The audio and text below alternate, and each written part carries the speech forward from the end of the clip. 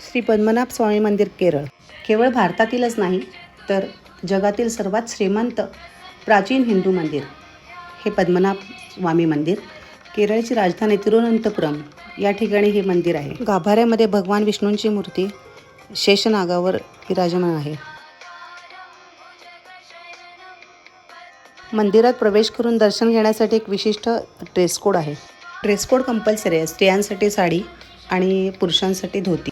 मंदिरासमोर असलेल्या या दुकानात असे ड्रेसेस मिळतात आणि इथं चेंज करायची पण इथं सोय आहे. मंदिर फेमस आहे ते मंदिराच्या खालील तळघरात सापडलेल्या प्रचंड मोठ्या खजिन्यामुळे. या मंदिराचे अजून एक वैशिष्ट्य म्हणजे मंदिराच्या खालील बाजूस तळघरात असलेला रहस्यमयी दरवाजा जो अजूनपर्यंत उघडलेला नाही.